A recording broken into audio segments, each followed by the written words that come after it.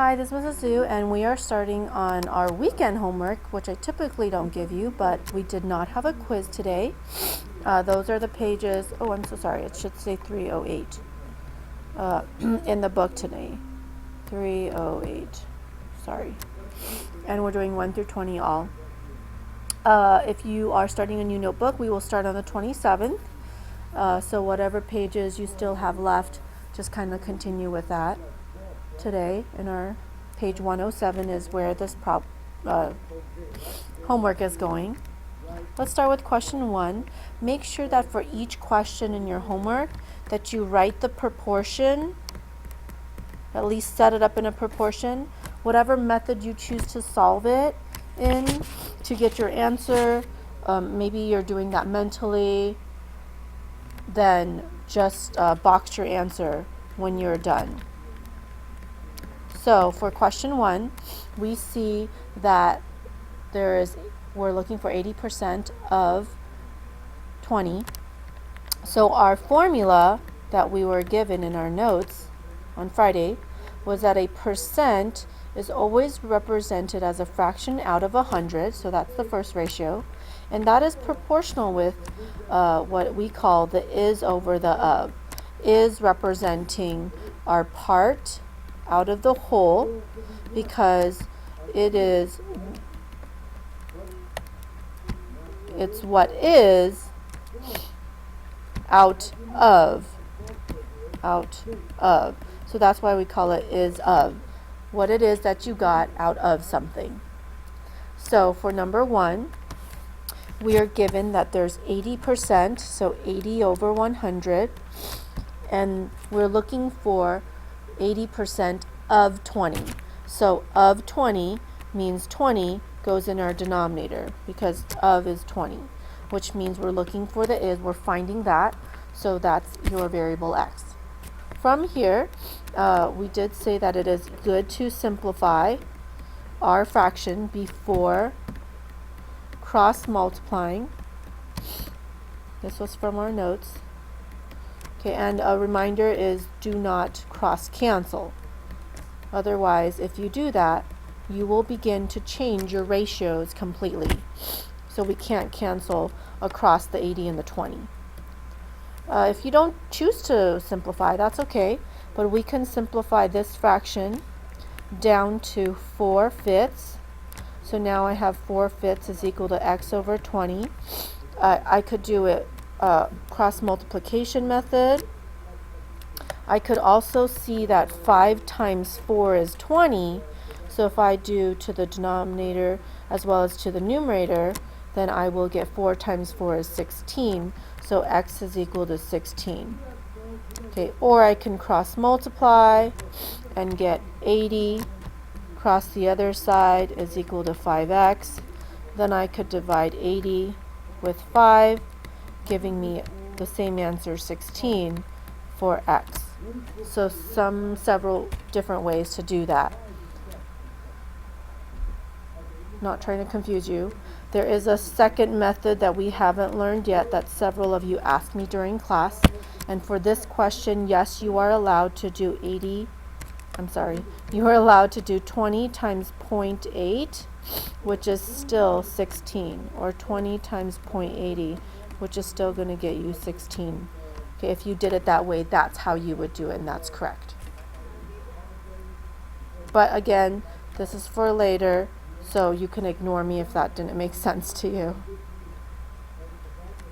For question, I'm going to skip down to question number 5. Question number 4 is the one I want to do. The question says, what percent of 20 is 40? So we're looking for the what percent. So my proportion that I set up will be in the form of a percent over 100 equals is over of. So since I'm looking for what percent, my proportion would begin with x over 100. I don't know the percentage. I do know that it's of 20 is 40. So out of 20, 20 in your denominator, and is 40, so 40 in your numerator. So there's our is over of. From here I can cross multiply. I can also simplify by taking out the zeros, simplify. If I don't, I could keep simplifying to 2 over 1. I don't have to, I guess, but I can go ahead and cross multiply the 2 with the 100, giving me 200. The x times the 1 is just 1x, so x is really just 200, and it is a percentage, so I want to make sure that I add that percentage to my answer, because I can't just write 200. 200 is not the same as 200%.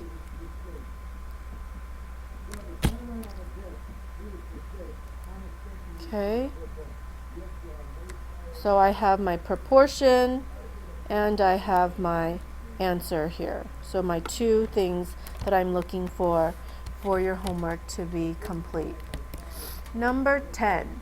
Number 10 is a reasoning question, and you may be explaining it in different ways, but if I have A% of B, and I'm going to compare that with B% of A. So let me write a proportion for those two statements and see if they're really the same thing. For the first statement, percent A would be A over 100, because my formula is percent over 100. It's going to be is out of, so my is going to be, I don't know, we'll just use an X. And then of is going to be your B. So that's the proportion for that statement. For the second question, I'm going to write B over 100, because that's the percentage, out of, and that's going to be X over A, because the of is A. So now I'm going to have the of in A in the denominator. Are these two the same? They may not look the same, but let's go ahead and cross multiply and see, because if I multiply A and B, B and A, is there a difference between A times B and over here maybe B times A? Is there a difference between 5 times 2 and 2 times 5 if the numbers are switched around? 7 times 8 or 8 times 7, A times B and B times A? No, no difference. So let's cross the other side and see what we get. 100 times X, 100 times X. You're going to get 100 times X and 100 times X. Equaling, equal sign, we need that. So these two are the same proportion. So our question here, mathematically, I've just been able to say that they're the same. Of course, I'm using letters. When you see variables like this, you're welcome to put numbers to the variables. You can say, hey, what if I said 10% of 20? And I said 20% of 10. Are those two the same? We could have reasoned and explained by actually giving A the number 10 and B the number 20, and then gone from there to then explain if they are the same or not. And hopefully you found an answer that did prove that it was the same. That's how we reason through questions like number 10. And the last question I'm going to do for you today is number 11. Here you're seeing a picture of a bar, and the bar is shaded in. Well, this bar is divided into 4 pieces, where 3 of the pieces are shaded in.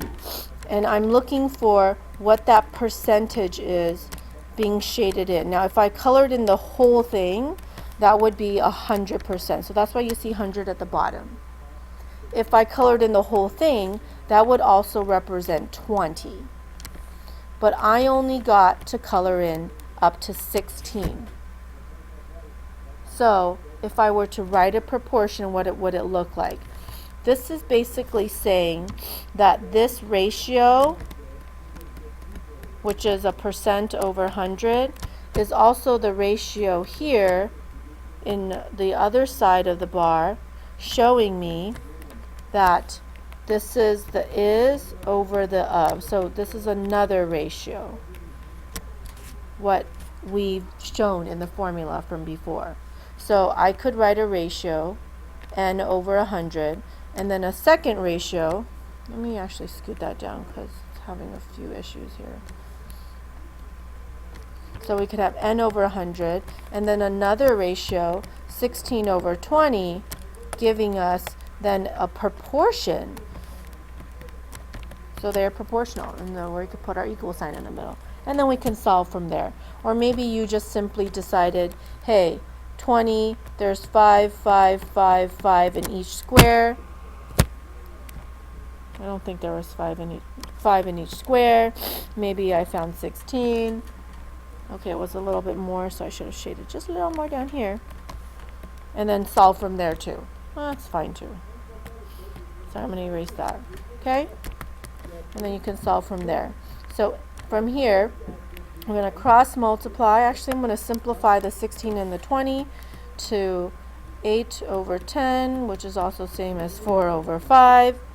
I can directly say that 5 times 20 is 100, so 4 times 20 is 80, so my answer is 80%. Or I can cross multiply 16 and 100, so 1600 equals to 20n, and divide 1600 with 20, again giving me 80. So 80 is the percentage I'm looking for. Kind of trying to show you all in different ways. But that's what you're doing with the pictures of the bars. And as you get down to the last few questions at the bottom, again, write a proportion, solve it. It tells you to round to the tenths. So please round to the tenths place, the first number after the decimal. See you on Tuesday.